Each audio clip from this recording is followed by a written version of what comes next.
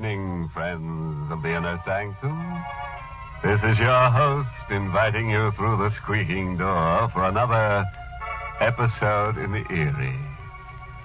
Well, you feeling chilly? Well, why don't you just lie down right there and warm yourself on our bed of coals? Oh, dear. We feel a little sad this evening. Our pet vampire, Hubert, is strayed off the premises. Poor Hubert, he's sort of stupid. Partly bats, you know. Hubert's so dumb he doesn't know his grave from a hole in the ground. Now, if you should find him crawling around your place, don't let him annoy you. After all, vampires can be an awful pain in the neck. All right, so it isn't funny. What do you want? Blood?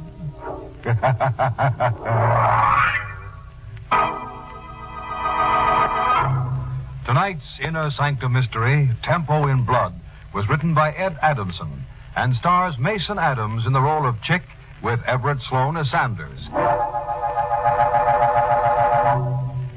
All right, folks. Suppose you hang around for a while. And when the show's over, I'll have Hubert cut you down. Now, let's get to our story. The thin, pale-faced young man sits before the battered upright piano. For a moment, he just sits there, his eyes staring vacantly, his hands squeezed together in a tight clasp. The hands unfold, and then slowly, unsteadily, the nervous fingers reach for the keyboard. I think I got it now. Yeah, that's it. That's the way it began. Yeah, now I got it. I got it. I was playing at the Silver Crescent, a smoky 2x4 gin mill over on 8th Street. I came to hear Chick Denson pound it out on a black and white. Yeah, I really had the joint jumping that night, really jumping. Except for one guy. He was sitting in a booth right across from the piano. He looked like he was playing hooky from the cemetery. That guy, the one I'm telling you about, he just sat there looking, doing nothing but just looking at me. Look at it, first he was just a square, a long hair. Why did he keep looking at me that way, that creepy way? It started to get under my skin like the itch. He itched me so much I stopped pounding it. I stopped right in the middle and I walked over to him. What's the matter, mister? Don't you like my music making? Does it make any difference? Yeah, sort of. Didn't I appear appreciative? Sorry, I should have. You see, I've been following your career very closely for the past few months. Why? To learn all I can about you, study you. Sit down, Chick. I didn't like the way he was looking at me. All the time he was talking, he kept looking at me like he was burning a hole through my head. My name is Eric Sanders. So what's that to me? I find your music far more stimulating than I appear to. The mad tempo is extremely compatible with my thinking. Yeah? What kind of thinking? Thoughts on murder. What? You see, Chick, murder is my profession. I'm a criminologist of sorts, a student of murder. You know, there's a striking similarity between your music and murder. Yeah. The way I killed Beethoven and Bach. Underlying the mad scramble of notes, there's a definite plan. A plot that builds and builds to a wild climax. Most people can't see the reason to it, but I can, Chick. And that's the way it should be with the perfect murder. A crime with no apparent reason. There must be no relationship whatsoever between the murderer and the murderee. Murderee? I don't dig it.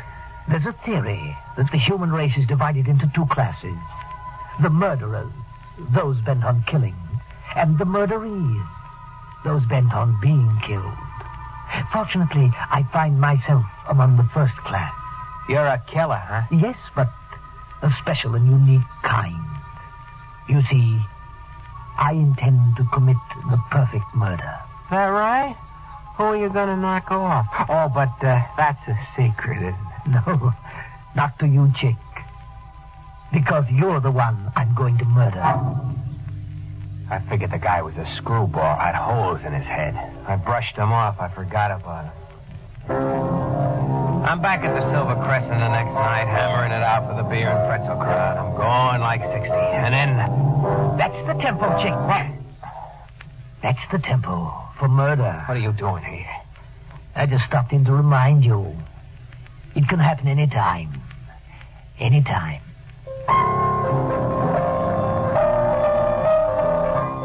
That guy was beginning to get me. He was really getting me. And it got worse.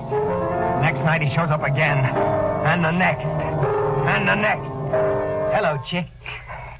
Now, look, will you stop playing games with me? It's not a game, Chick. You're going to die, just as I said you would. Will you stop it and get out of here? Go on, get out. I selected you because you're a murderee. It's written all over you. The perfect victim for a perfect murder. There's nothing you can do to prevent it. Oh, you'll see what I can do. You can't run away from me. I'll find you wherever you go. I'll go to the cops. I'll tell them about you. They'll take care of you. That's what cops are for. They'll take care of you good. The police.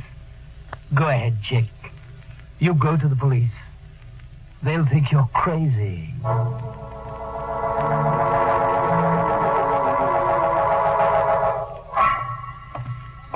I could just make out the green lights of the station house ahead in the fog. And then I stopped.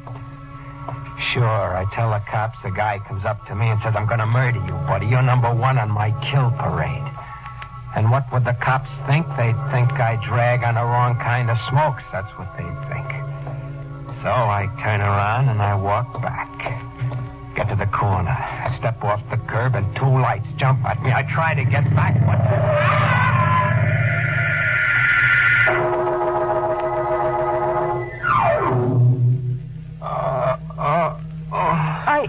Are you all right? What is this? Who are you? My name's Rita Corday. You're in my apartment. You were struck by my car. I'm awfully sorry. Where is he? What? He's here, isn't he? Oh, I don't know what you're talking about. You're lying. You tried to kill me. What? He had you do it. It didn't work, so you brought me here to finish it off. Well, you're not going to do it. I'm not going to You die. mustn't try to get up. You're not going to kill me. You're not going. Please, lie back. I'm getting out of here. You're not going to do that to me. Listen to me, please. I want to help you, Chick. There, you know my name. You were lying, just like I said. You're in with him. You're going to kill me. Wait. Of course I know your name, Chick Denson. I looked through the papers in your pocket. Now, you listen to me and try to understand. You weren't hurt badly, but you've had a shock, and you're imagining things. I brought you here to help you. No one is going to do you any harm. You're safe. Do you understand that? Safe? Perfectly. He isn't he? You're not helping us? I haven't the slightest idea what you mean. I told you I'm going to help you. I'm going to take care of you, Chick. You're going to stay here until everything is all right.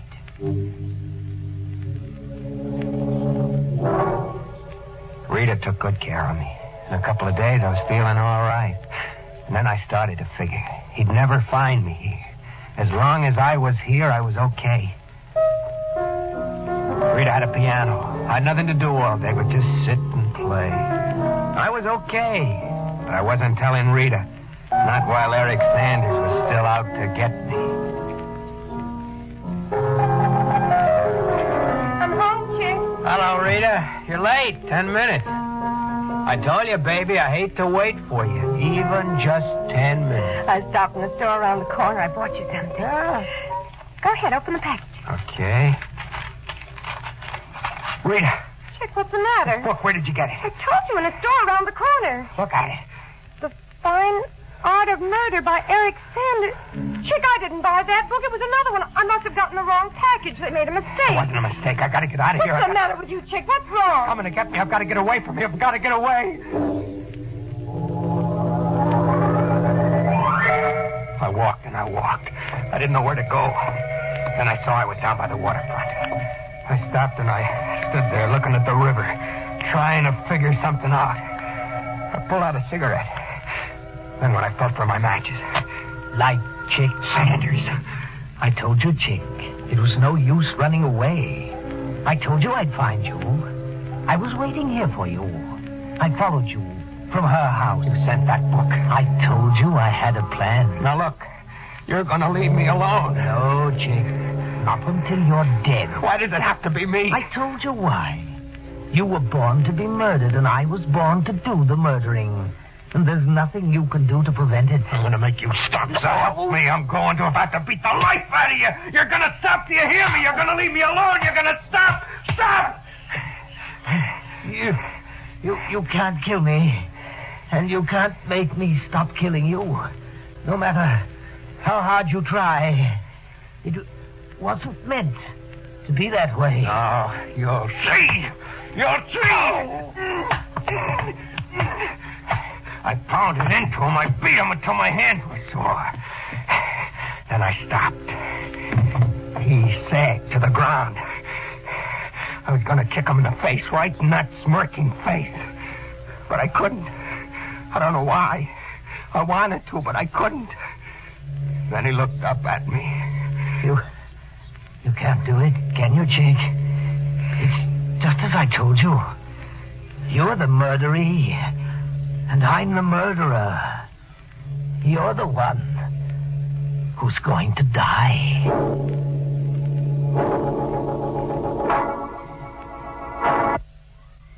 You know, I'd like to feel sorry for our hep pianist friend Chick, but I just can't.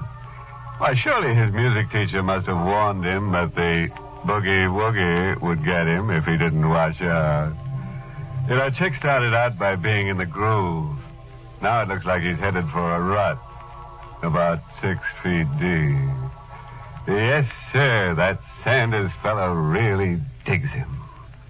Well, now, sit back and let's hear the low notes and the rest of Chick Denson's story.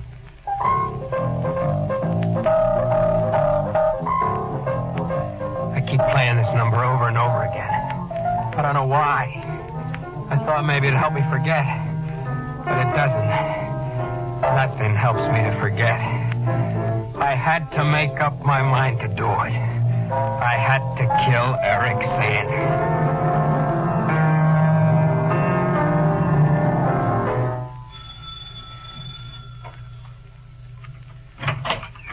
Well, Chick, nice of you to visit me. I didn't expect... Get inside, Sandy. Oh, a gun. Get in there. Certainly. What's this about? I'm going to kill you. You made it this way. You made it either you or me, so now it's going to be you. All right, Chick. Here I am, back against the wall. Go ahead, shoot if you can. But you can't, can you? You can't pull that trigger. You hate me, yet you can't kill me. And I have absolutely no feelings about you, and yet I'm going to murder you eventually. I'm going to murder you in a perfect, undetectable fashion. What are you waiting for, Chick? Go ahead, shoot. Go ahead. He stood there laughing at me. I had to do it. I just had to. I squeezed the trigger. He stopped laughing. I squeezed again. Then I got out of there fast.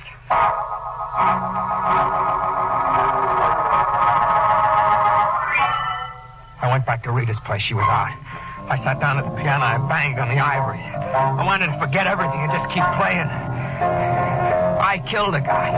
All right, so I killed him. But I had to do it. You can see that, can't you? Can't you? I kept punching away at the keys. Then all of a sudden, I feel something in the room, like a cold wind coming in when you open the door. Hello, Chick. It was him. Sanders. He was standing in the doorway. He was standing there as big as life. You thought you could kill me, but you couldn't, could you? You're dead. I shot you. You're dead. Oh, no, you couldn't kill me, Chick. You couldn't really kill anybody. I told you it wasn't in your nature. But I shot you. I fired the gun. You're dead. Yes, you fired the gun. But think.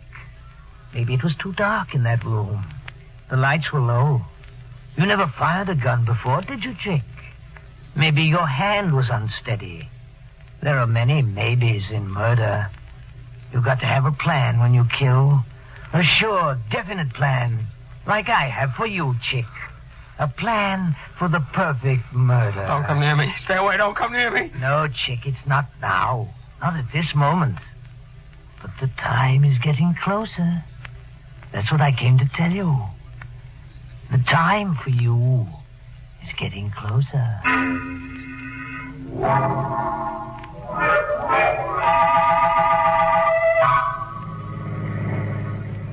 Maybe I could have helped you before, Chick, if you'd only told me about him.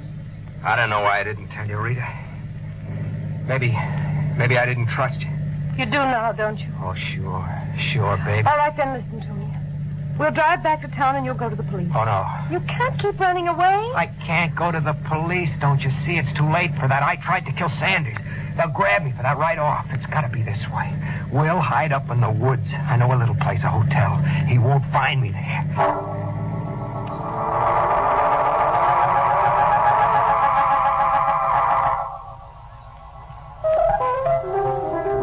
Chick. Yeah, Rita? You have to play that again. What's the matter with it? Nothing. I'm just tired of hearing it. I like it. It suits me. It's got me sick. I'm sick of being cooped up in my room, too. I want to get outside, even if it's just for 3 minutes. You're not leaving this hotel. I told you, you're not showing your face outside until I say so. Yeah? Rita! What? Where do you think you're going? Going outside. I told you I'm sick of this. I went to the window and I waited. But Rita didn't come out. She was up to something. I went out into the hall. I stopped at the head of the stairs. There she was at the payphone down in the lobby. I could hear what she was saying. Yes. It's 3 miles off the main road. The Star Hotel. Then I'll expect you by 10 tonight. Yes, you'll be here. I'll see to that. She hung up and walked outside. I got down to the phone fast. Number, please. I was just disconnected. I'm sorry, sir. That was Riverside 9970. Yeah. Just a moment, please. Hello. It was his voice, Sanders. Rita called him. Rita. She was in with him. He was coming to get me. The both of them, they were going to get me. But it wasn't going to be that way. I knew the woods around the hotel. I knew every inch of them. And now I knew what I was going to do with Rita.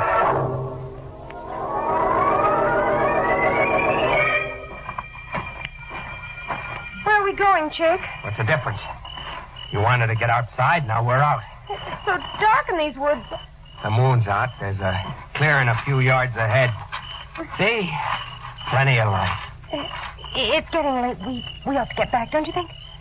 You know something, Rita? What? You act like you had an appointment back at the hotel. Appointment? Yeah. You act like you expected somebody. Here's what I wanted to show you. I dropped this rock in that pool of mud. Now watch it. Disappeared. Uh-huh. Quicksand. Is that what you wanted to show me? What happened to that rock, Rita, is going to happen to you. Chick! I know you're in with Sanders to kill me. What? I heard you on the telephone. No, Chick, I didn't call him. Believe me. You're a liar. You're a lousy liar. I checked her. I was trying to help you, Chick. That call Yeah, was... help me to a fast funeral. Well, now it's your funeral. He says I can't kill. Well, you'll see, Rita. You'll see. I can kill you. Please don't listen to me. You're Please. going under like that rock. Just like that. Chick, please, for mercy. Just like that rock. Please, listen to me. I was only trying to help you. Please, pull me out of here. Save me. Please. I stepped back and I watched the Help sand me. swallow her up. Chick, help me. Help. The woods were quiet again. I turned around, and then I saw him standing there in the moonlight. You killed her. He didn't look the same as he looked before. I could see it in his eyes. He didn't sound the same. His voice gave him away. He was afraid. Afraid of me. You killed her. You said I couldn't kill, but now you know I can. I planned her murder, Sanders. I planned it perfectly. I killed her, and now I can kill you. Don't come in it. Don't come in it. I chased him through the bushes. I followed him in the moonlight, and then he disappeared into the shadows. Go ahead, run. Run, but it won't do you any good, Sanders. I'm going to get you. I'm going to get you when you least expect it.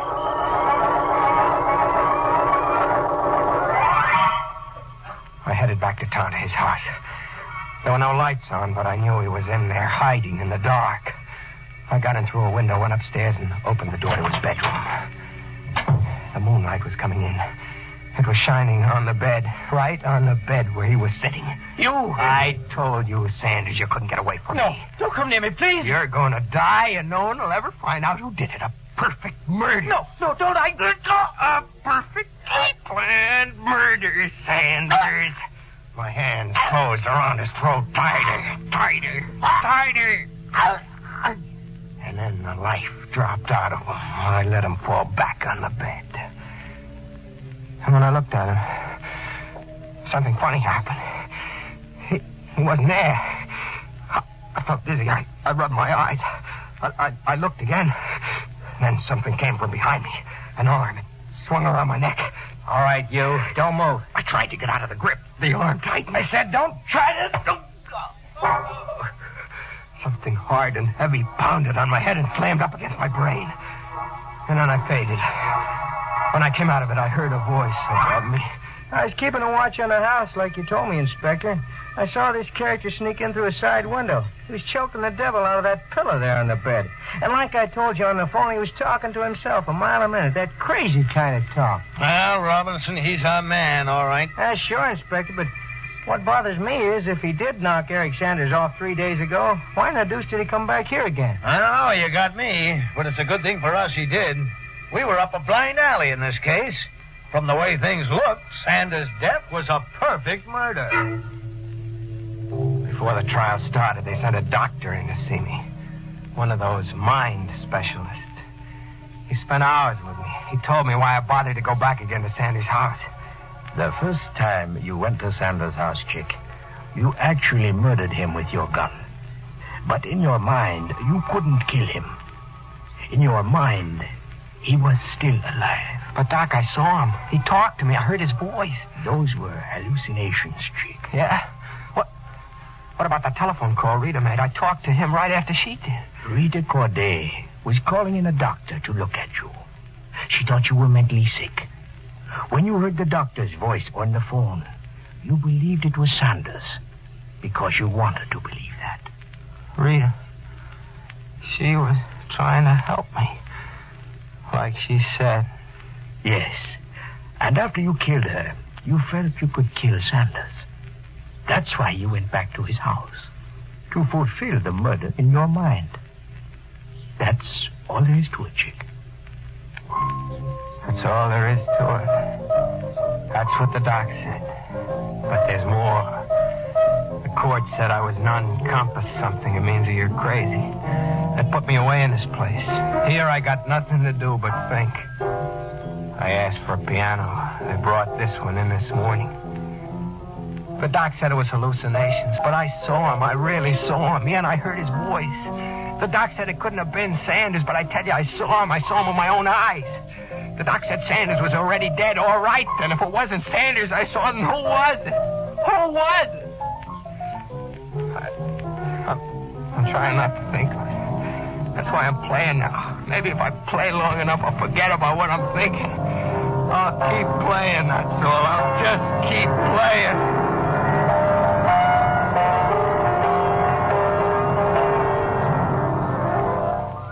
Good night. Pleasant dreams.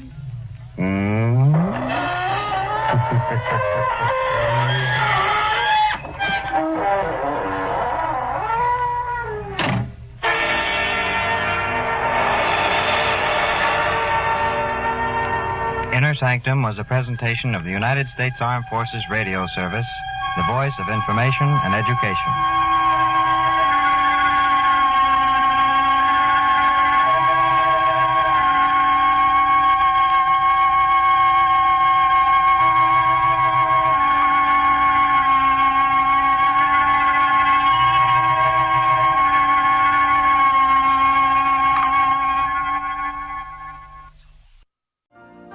You've been listening to the OTR Gold Network. Find more classic radio at otrgold.com.